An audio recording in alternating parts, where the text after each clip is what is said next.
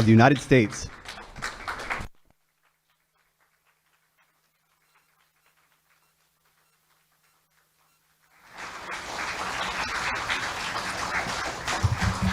Thank you very much, everybody. Please. Thank you. You definitely have plenty of distancing. I've never seen distancing like that. That's really very impressive. And welcome to the Rose Garden as we take powerful action to lower health care costs for America's seniors. Today, I'm proud to announce that we have reached a breakthrough agreement to dramatically slash the out-of-pocket cost of insulin. You know what's happened to insulin over the years, right? Through the roof. Insulin, so many people, so necessary. For hundreds and thousands of seniors enrolled in Medicare, that's a big deal. Participating plans will cap costs at just $35 a month per type of insulin, and some plans may offer it free. So for everybody that was getting ripped off and paying tremendous prices, senior citizens, and Seema, I want to thank you because you brought this to my attention a long time ago, and you worked very hard on this day, and the press won't even cover it, but they'll cover things that are unimportant. But this is a big day for seniors. This is a tremendous saving. And it allows people that, you know, if you don't take insulin, I just wrote this down, go blind, stroke, amputation, kidney failure, and other things. So we're getting it down $35 per month, and it would be anywhere from $50 to $150 to over $200 a month. So it's a massive cut, I guess 60, 70%.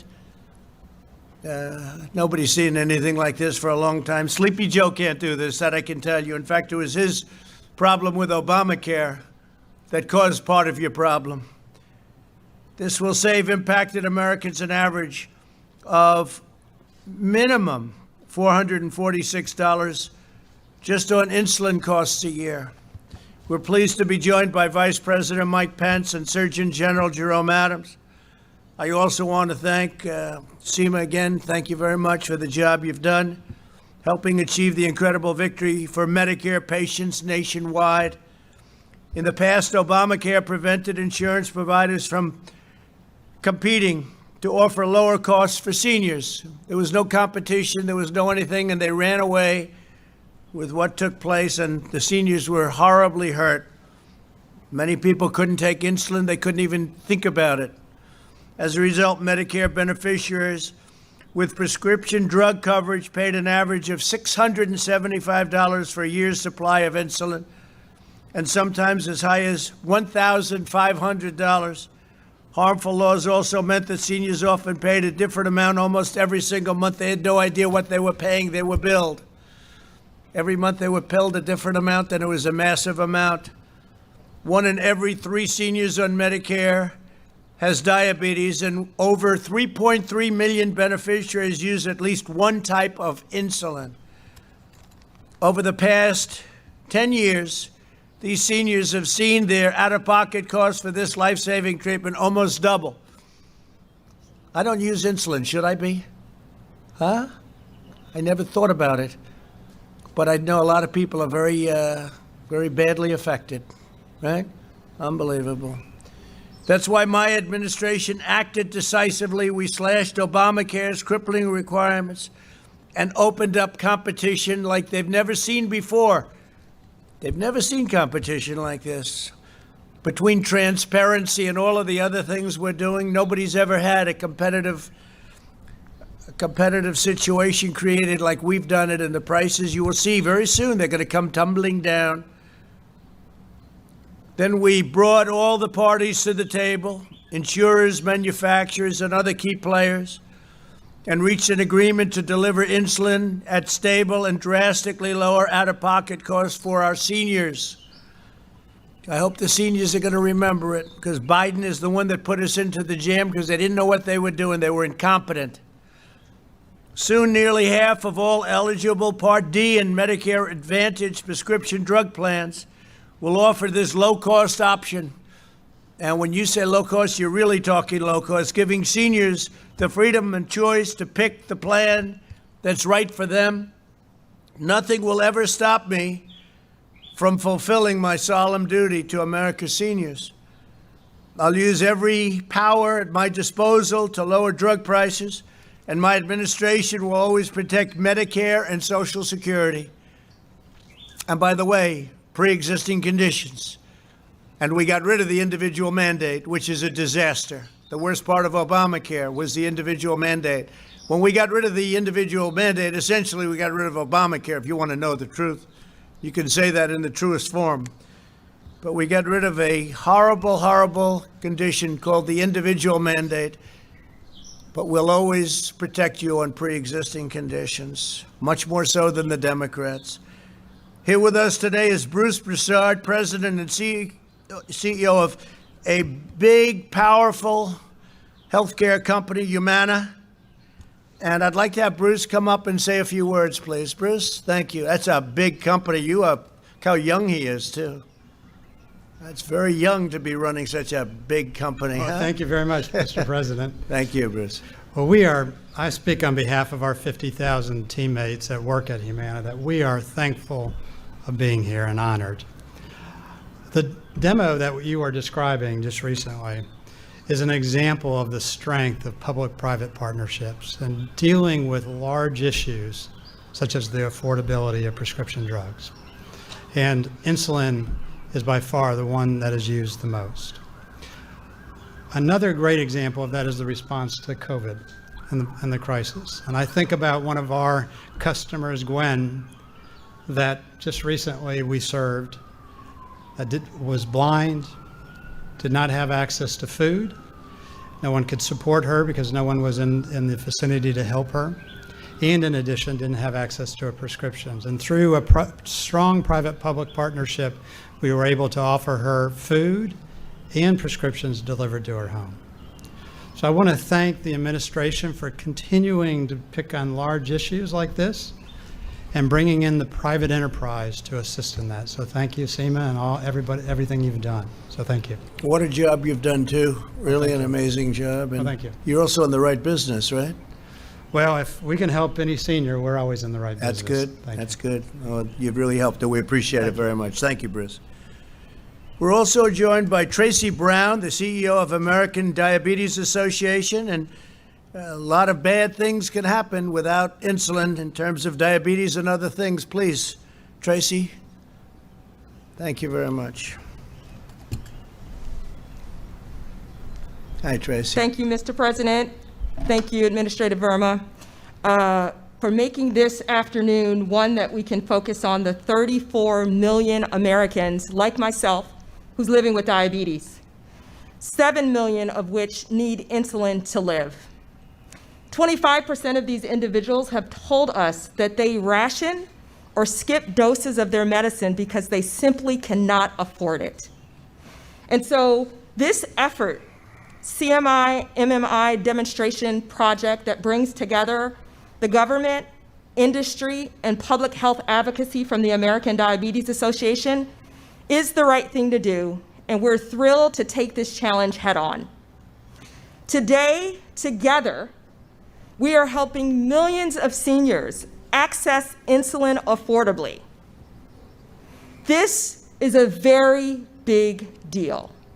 The American Diabetes Association is the nation's leading organization that fights for people living with diabetes, and we are committed to continue to partner to make sure every American, and especially our seniors, have access to the medicine that they need to live.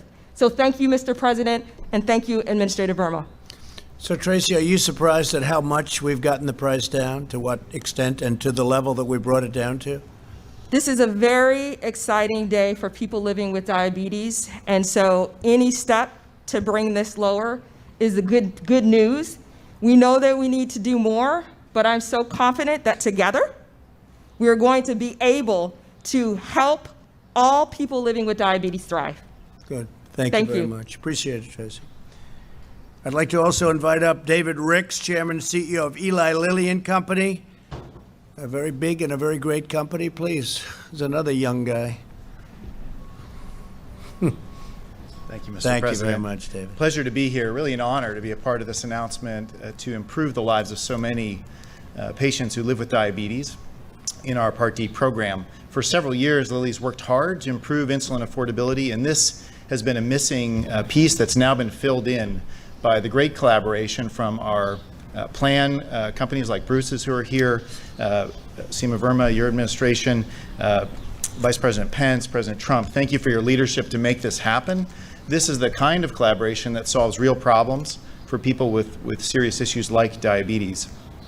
Today, if you take Lilly insulin, you will not pay more than $35 except for in the Part D program. And we're pleased to add this missing part to that equation so that starting next year, seniors will benefit from that same savings level, just a little bit more than $1 a day for insulin.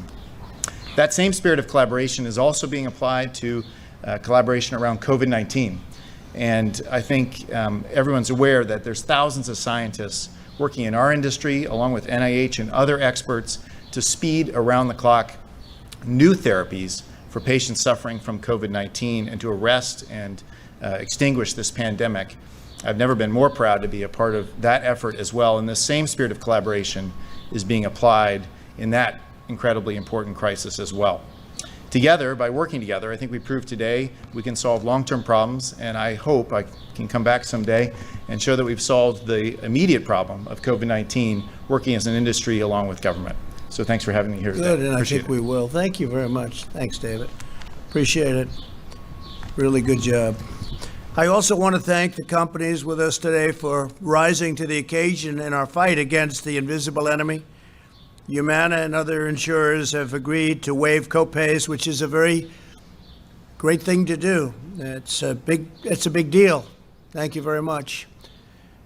Coinsurance, deductibles, coronavirus treatments for most enrollees. I mean, what they did is really, people that aren't in the business or even in business, period, they wouldn't realize how big a thing that is, but it's a very big thing, and we appreciate it very much. Coronavirus treatment for most enrollees has been, we've been moving along and we're doing well. We're going to be reporting on it in just a second.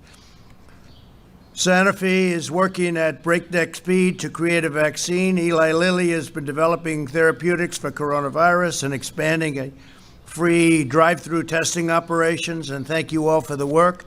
It's been great.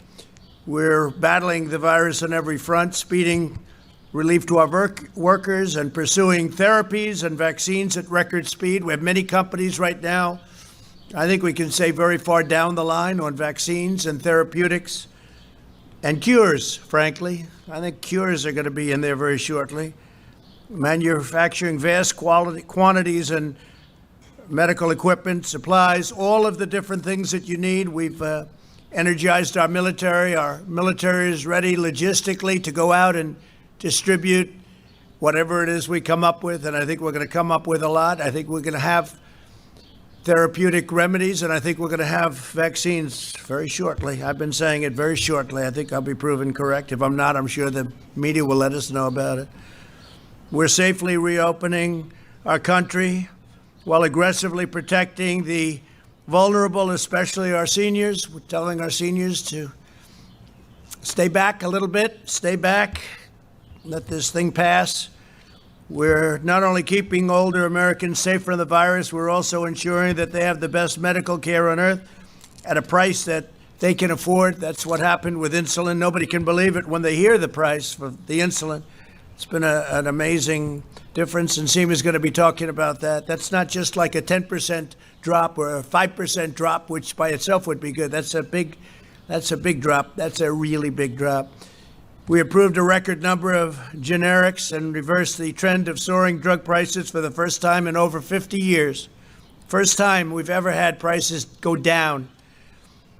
Average basic Part D premiums dropped 13.5%, the lowest level in 7 years.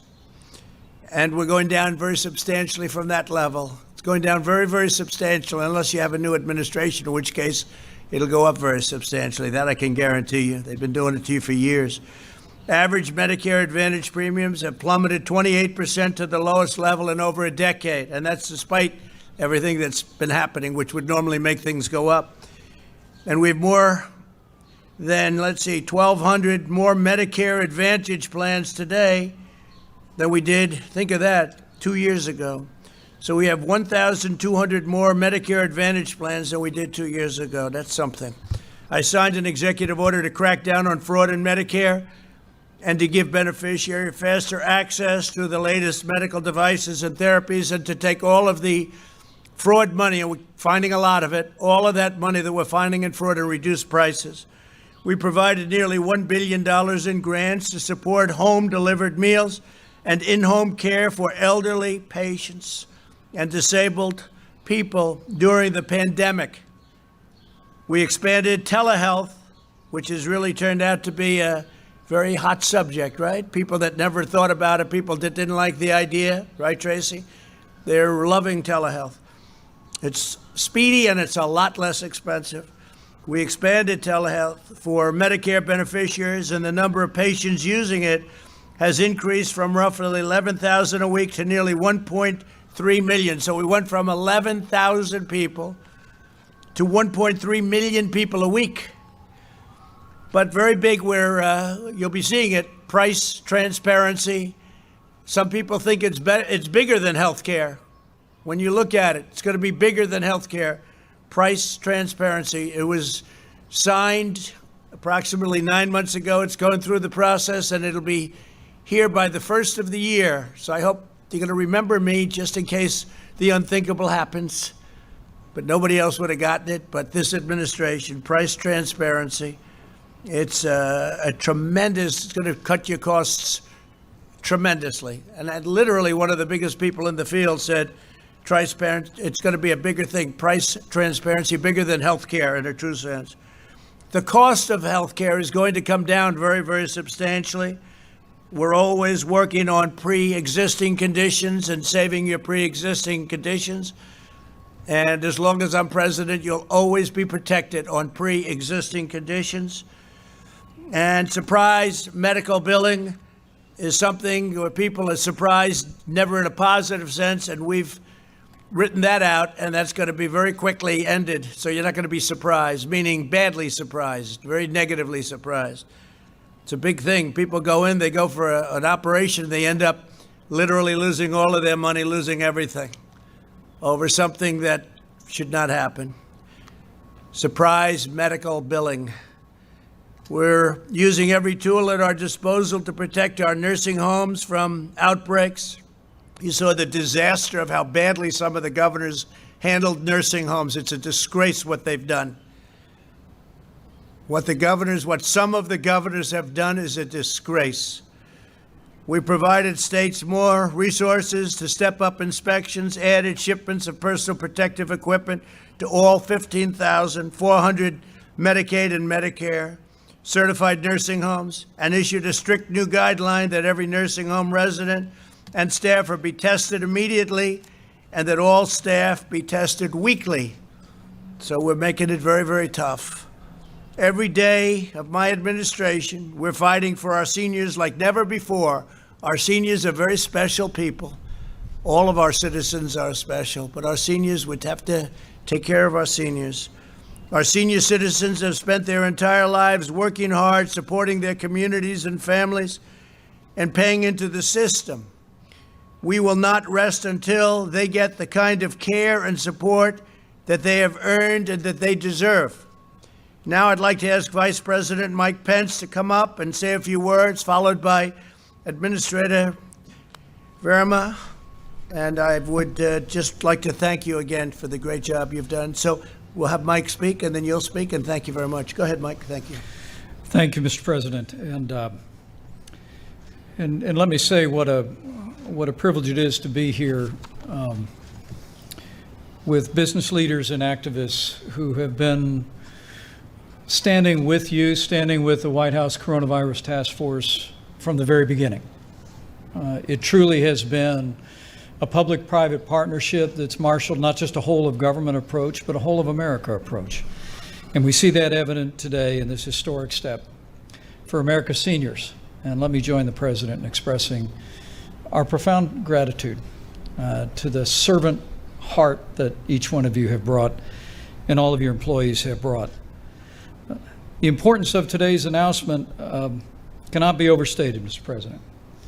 As you observed early on, we recognized that the coronavirus represented a particular threat to seniors with underlying health conditions, and diabetes being among them. And today's step ensures that as we continue to work to safely reopen our country, we're going to make sure that our seniors have access to affordable health care, to insulin and treatment, to be able to meet that moment along with us. Mr. President, we gather today with the news that more than 98,000 of our countrymen have succumbed to the coronavirus, and their families are in our prayers and in our hearts. But because of the cooperation and the compassion of the American people who have heeded your guidelines for America, who have listened and continue to listen to state and local authorities, we know that there are tens of thousands of American families that have been spared that heartbreak. We will express our gratitude to the American people for your incredible cooperation, the social distancing, the steps that you have embraced, the way you have been willing to forfeit aspects of your personal freedom to put the health of others first. But the good news is, Mr. President, that because of the steps the American people have taken, heeding your leadership and the guidance of state and local officials, we're getting there. And we're starting to reopen America as we speak in a safe and responsible way. In fact, Mr. President, every state in the nation has now taken at least some steps to reopen their economies. 52 states and territories have opened retail, curbside to go with reduced capacity. 44 states, we're glad to note, have opened up elective medical procedures in hospitals and clinics around the state. 38 states and territories have reopened personal care under strict hygiene protocols. 37 states have reopened restaurants. 34 states have reopened non-essential businesses, and the list goes on. And I think most meaningful to you, Mr. President, is so far 30 states and territories have reopened houses of worship under guidance of reduced capacity while allowing people to come back together in fellowship and prayer. This has all been made possible because of the whole of government, a whole of America approach, Mr. President, that you initiated when you launched the White House Coronavirus Task Force back in January. And before I step down, let me at least share a few encouraging words that we shared with America's governors today about the progress that we all have been making. Because to continue to safely reopen, we believe it's absolutely essential that we increase visibility by expanding testing across the country so that we can ensure that we can identify outbreaks where they occur. It's interesting, as you watch the daily numbers, new cases are declining around the country, and even more dramatically when you realize that a significant portion of new cases every day are actually in outbreaks in specific businesses, or, as we've discussed today, in nursing homes or in meatpacking plants. But I'm proud to report, Mr. President, because of the partnership that you forged with commercial laboratories around the country, 14.1 million tests have been performed. And I heard again today from governors across America how they have been, in many cases, exceeding the demand in the testing that they've made available. In fact, Governor Phil Murphy of New Jersey informed me that he had promised the people in New Jersey that he would be doing 20,000 tests a day. But in partnership with the federal government, as we've been providing testing supplies and accessing resources, he told me that they actually cleared 30,000 tests a day in New Jersey. And most importantly, in that state, where at one point, nearly 40% of those tested had tested positive for the coronavirus. And now the governor of New Jersey informed us that they're less than 5%. But they're hardly alone, Mr. President. 42 states are now testing at less than 10% positive rate, and 20 states are testing at less than 5%, a positive rate. The reality is that now all 50 states, with the support that we've been providing, sending swabs and test tubes and medium on a weekly basis at your direction, now all 50 states have tested more than 2% of their population, giving us a much greater capacity to identify outbreaks as they occur and protect our citizens. And the progress in evidence is clear. All across America, we see hospitalizations continuing to decline. New hospitalizations have declined steadily in the chart that you see before you from April until today. And most importantly, while the president often says that one loss is too many, we welcome word that fatalities are declining precipitously all across the country. In fact, yesterday in America, there were just 505 Americans who succumbed to the coronavirus. And that number we hadn't seen that number in daily losses since March. The reality is, because of the cooperation and the compassion of the American people, we're getting there. We're getting there, America. And Mr. President, at your direction, we're going to continue to work closely with states around the country to expand testing and resources. We're going to continue to make sure personal protective equipment flows. But finally, what we're going to continue to do is focus on the most vulnerable. Even as we begin to see evidence that we are starting to put this coronavirus epidemic in the past, all the more we are going to continue to surge the resources and surge the kind of testing and partnership with states and healthcare providers to ensure that our seniors and anyone with an underlying immune deficiency, anyone that's vulnerable to the coronavirus, is immediately identified and protected by every measure that's possible. So, Mr. President, I thank you for the opportunity. We heard great enthusiasm from governors all across the country in both political parties today. We're making great progress, and I truly do believe that with the continued partnership that we have forged with state and local governments, with the tremendous efforts of our healthcare workers around America, and with God's help, we will reopen America. We will continue to reopen our country safely and protect our most vulnerable as we do. So thank you, Mr. President. Thank you, Mike, very much. And I think I'll just add on to what Mike said. If we didn't act quickly and smartly, we would have had, in my opinion and in the opinion of others, anywhere from 10 to 20 and maybe even 25 times the number of deaths. We closed the border to China, meaning we put on the ban, people coming in from China. That was a very big moment. As Dr. Fauci said, we saved thousands and thousands of lives when we did that. And that's true, but I think we would have had anywhere from 10 to 20 or 25 times the number of deaths if we didn't act the way we did, and also if we didn't act swiftly. So we're very proud of our team and our task force, and Mike, great job. Seema, please.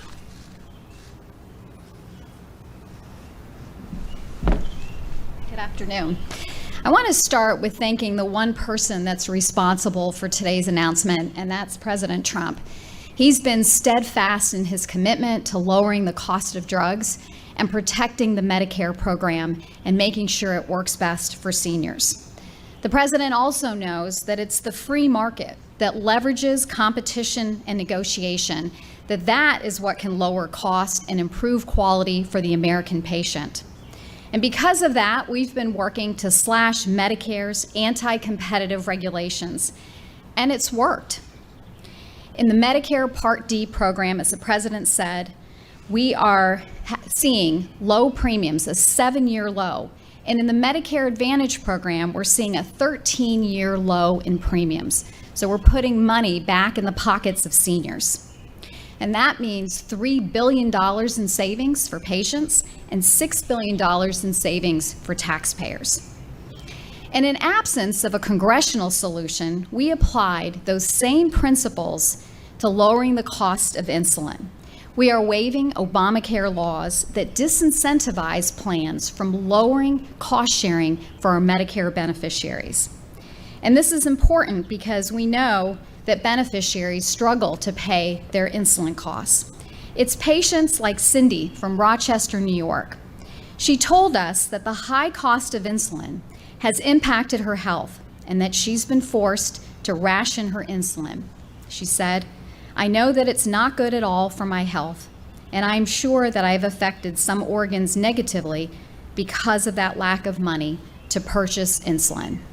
But no longer, thanks to the President's leadership, Medicare seniors will pay no more than $35 for their insulin, and that's per month, and that's for all forms of insulin through all phases of the Medicare Part D program.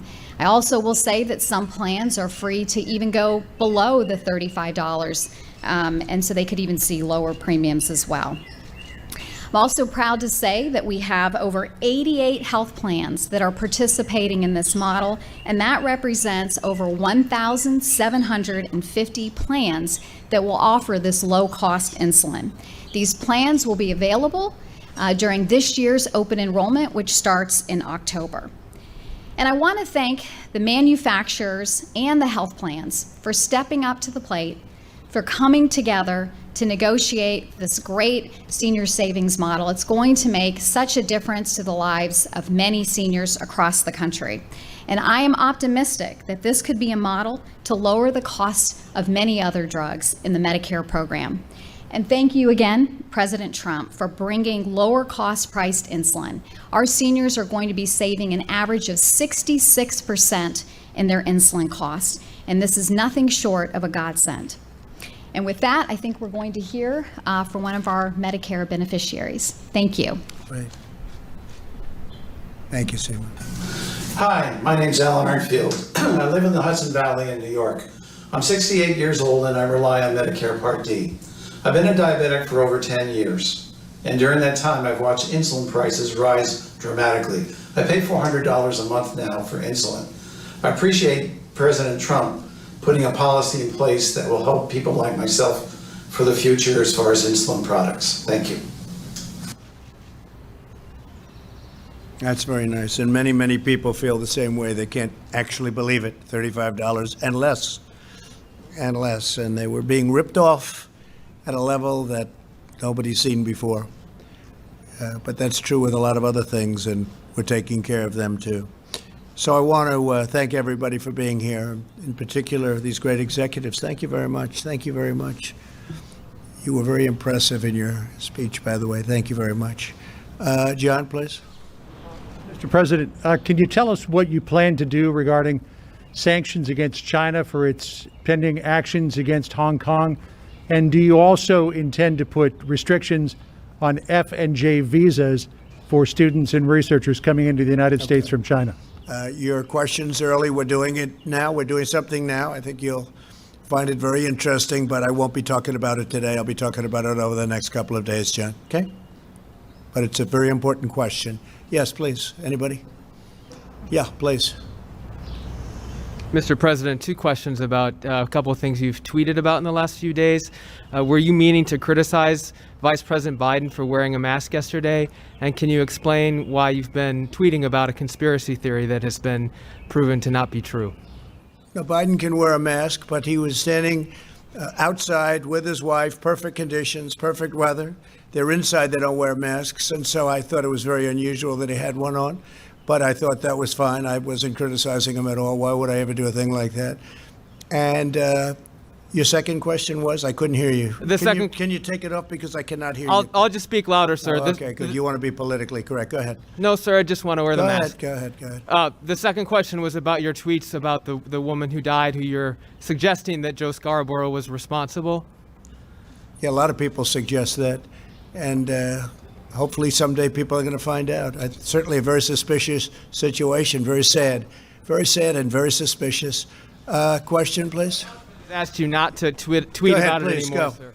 Mr. President, though, have you seen the letter that was written by her husband begging Twitter to delete your tweets, talking about how hard it's been for his family, for him to deal with but that? I'm sure that ultimately they want to get to the bottom of it, and it's a very serious situation.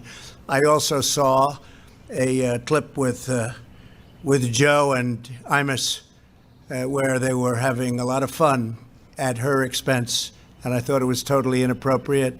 No, it's a very suspicious thing, and I hope somebody gets to the bottom of it. It'll be a very good thing. As you know, there's no statute of limitations, so it would be a very good thing to do. Okay, who's next? Any questions on insulin? Yeah, please. Mr. President, there's a bill in Congress that's related to the Uyghurs. It passed the Senate. It's going to be up in the House. Are you willing to sign that? We're taking a look at it very strongly. They're going to report this afternoon. I'll be looking at it this afternoon. Something special that you mentioned on China, does that include sanctions? No, or does that? it's something you're going to be hearing about before the end of the week. Very powerfully, I think. Yeah, please. Yeah. Is there any reason why someone who does not have diabetes would take insulin? Is there any sort of medical reason for that? I could ask that question to anybody like to discuss that. Do you want to discuss it? Please, go ahead. Do you know the answer? Either one of you or both. Come on, let's get these highly paid executives up here to give the answer. Seema? Please, Jerome. We picked a good one. We got it right. Well, thank you, Mr. President. Thank you. And I think it's important for everyone to know that, as Tracy Brown highlighted earlier, 1 in 3 Americans is actually either diabetic or pre-diabetic. And I would encourage folks to go to diabetes.org/risk-test. So diabetes.org/risk-test to find out if you are at risk for diabetes. As far as insulin goes, we know that, again, 7 million people actually are dependent on insulin. We know that from a type 1 diabetes standpoint, 1.6 million Americans have type 1 diabetes, and most all of them are dependent on insulin. Your body, Mr. President, actually makes insulin endogenously, and people such as you and I, we make our own insulin. So yes, we do utilize insulin, but we make it ourselves. Other people who have diabetes oftentimes need exogenous insulin made by many of these great manufacturers here so that they can be healthy and live long and successful lives. And make no mistake about it, if they can get affordable insulin, they can live a long and healthy life. And that's what we're here for today. Today is a very important day. It is a monumental day because, Tracy, we've been working for years to try to address the price of insulin. For years. This is an important day, and I want to thank you, Mr. President, and I want to thank all the people here for making that insulin affordable to more people. Thank you very much. And Tracy, do you agree with that? And the question I found to be a very interesting one, but is that an unusual question or an unusual circumstance?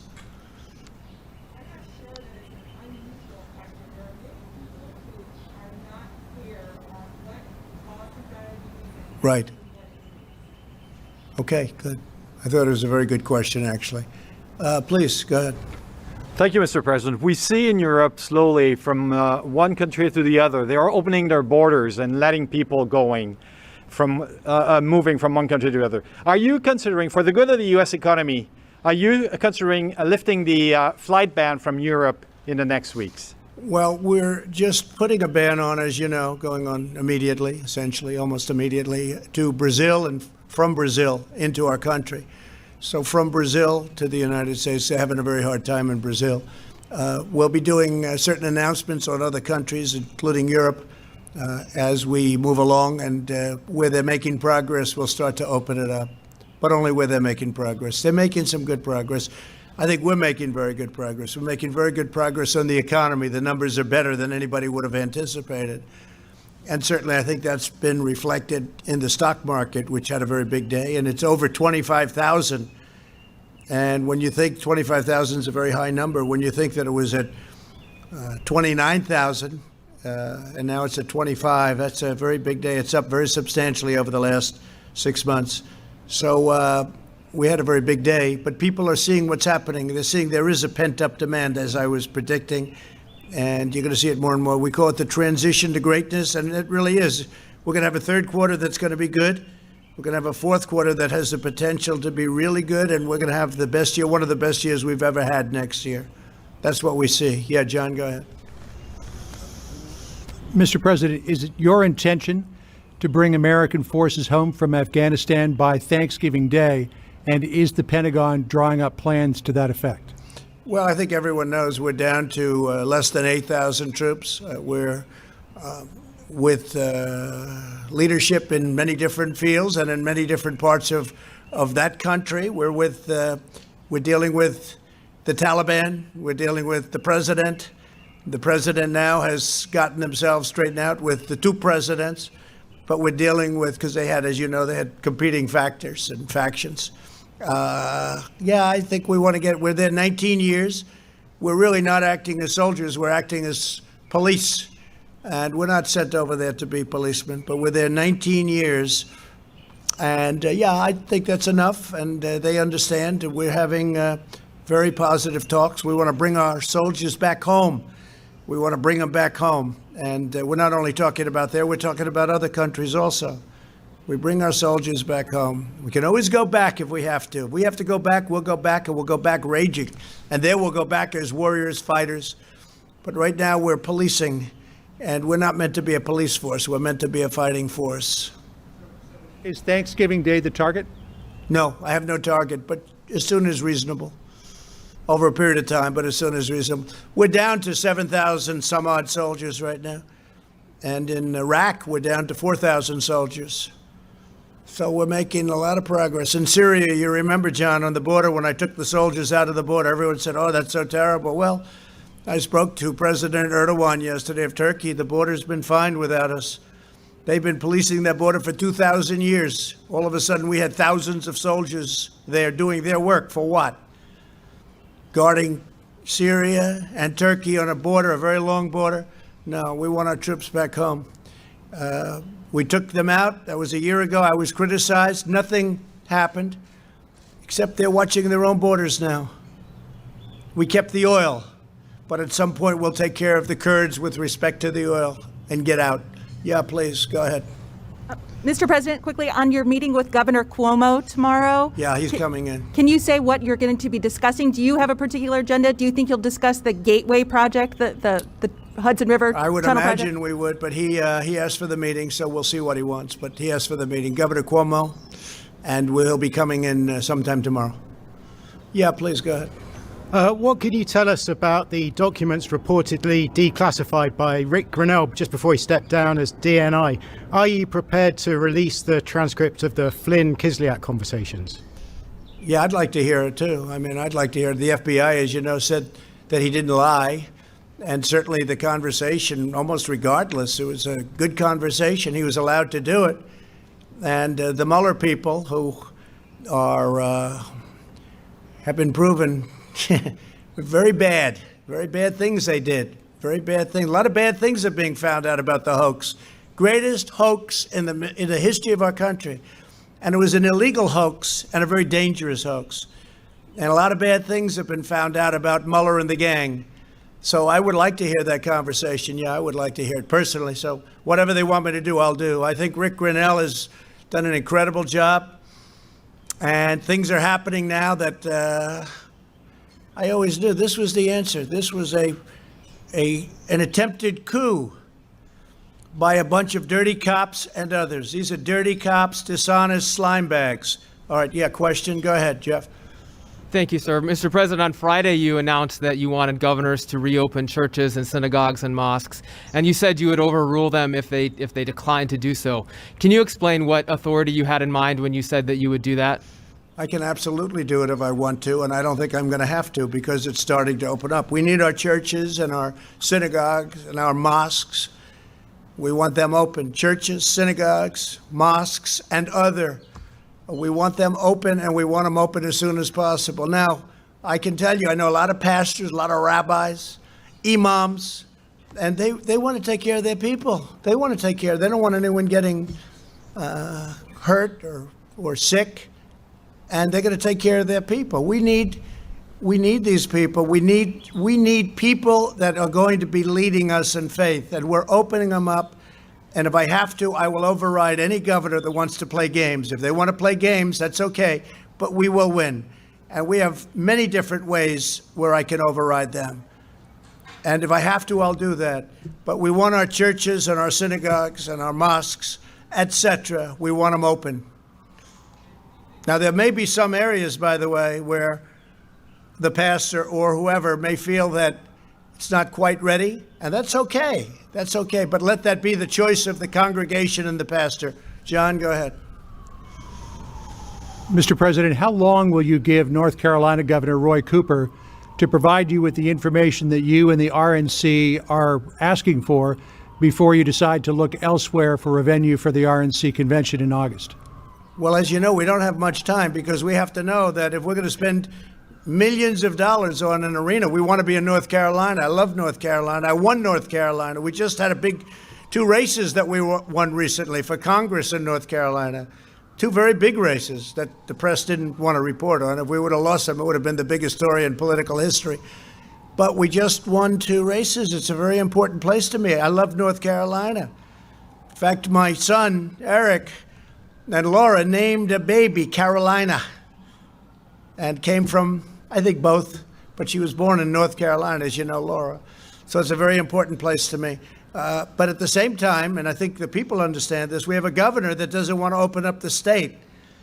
And we have a date of August, in the end of August. And we have to know before we spend millions and millions of dollars on an arena to make it magnificent for the convention. And we have tremendous people. I mean, the economic development consequences are tremendous for the state. We have to know that when the people come down, they're going to have the doors open. Now, if the governor can't tell us very soon, unfortunately, we'll have no choice. This has nothing to do with us. This is between the governor and North Carolina and the people of North Carolina. But the people want it, and we'll have to see whether or not the governor. Now, he's a Democrat, and a lot of the Democrats, for political reasons, don't want to open up their states. So we'll see if that works, but I don't think it will. I'd love to have it in North Carolina. That was why I chose it, Charlotte. But we're going to see. We're going to see. And at the end, we need a fast decision from the governor. He's going to have to, because he's been acting very, very slowly and very suspiciously, but we'll find out. All right, question, please. So in terms of soon, are we talking a week, 2 weeks, a month? Yeah, I mean, we can't take, we're talking about a very short period of time. It's a massive expenditure, and we have to know, I would say within a week. That certainly we have to know. Now, if he can't do it, if he feels that he's not going to do it, all he has to do is tell us, and then we'll have to pick another location. And I will tell you, a lot of locations want it. But I picked North Carolina because I do love that state, and it would have been a perfect place for it, and it still would be. But he's got to say that, when thousands of people come to the arena, that they'll be able to get in. Does that make sense? I mean, we'll spend millions and millions of dollars on this magnificent design. But in the end, they have to be able to get in. I don't want to have it where we get there and then they announce, after all the money was spent, all the work was done, all the people travel in, guess what? You can't put anybody in the arena, or you can put a tiny number of people in the arena. We can't do that, John. Yeah. Please, go ahead. Go ahead, John. There are now more than a dozen states in this country where case numbers are rising. So why is it suspicious if a governor says, look, we don't want to move that quickly. We still think we need to shut down? Oh, I think it's fine. They have to do it. Look, the governors in certain ways have to do what they want to do, but they have to tell me what they're doing. And when it comes to churches, et cetera, they will be overridden by me. When it comes to other things, and, many other things, they won't. If I think something's being done incorrectly or wrong, I'm going to do it. But you have different governors, and they have very different views on where they are and where they're going. So we'll see what happens. Please, go ahead. I'm sure you saw the images from over the weekend of people out on Memorial Day weekend. They were crowding pools, crowding boardwalks. Do you have any message for those people? Yeah, always be safe. You want to be safe. We're opening up, but you want to be safe. Go ahead, please. Thank you. About mail-in voting, you've been speaking out against that a lot. You mean mail-in voting? Yeah, Not you've been ballot. speaking a lot about that. Yeah. Why should somebody who is afraid of getting coronavirus, going to public places, standing in a line, etc., why should they First not? of all, yeah. Why should they not be allowed to do mail-in? Well, that's going to be in a long time from now, number one. It's quite a ways away, number one. But when you do all mail-in voting ballots, you're asking for fraud. People steal them out of mailboxes. People print them, and then they sign them, and they give them in. And the people don't even know where they're double counted. People take them away. They force people to vote. They harvest. You know what harvesting is? They take many, many ballots, and they put them all together, and then they just dump them, and nobody has any idea whether they're crooked or not. Look, you do mail-in voting. Now, it's another thing to do absentee voting. Or if somebody has a medical condition where they go through a process and they get an absentee ballot, that's okay, that's different. But in California, the governor sent, I hear, or is sending, millions of ballots all over the state, millions, to anybody, people that aren't citizens, illegals, anybody that walks in California is going to get a ballot. We're not going to destroy this country by allowing things like that to happen. We're not destroying our country. This has more to do with fairness and honesty and really our country itself. Because when that starts happening, you don't have a fair, you have a rigged system. You have a rigged system, and that's what would happen. So mail-in ballots, and the governor of California did better than that I could ever do in terms of explaining. When he sent out, or will send out, and I don't know, I think it's maybe partially already done, millions and millions of ballots to anybody in California that's walking or breathing, many of those people don't have the right to vote. Well, they'll be voting. And you know what? We're not going to let it happen because you're subverting our process and you're making our country a joke. And the Democrats are doing it because in theory it's good for them, although last week we won 2 big races. We won in Wisconsin and one in California. California 25. We won a tremendous race in California. That was interesting because at the end of the race, they brought in the Democrat governor, same governor. He brought in voting booths, not mail-in voting booths, because they were losing. They saw that through the ballots.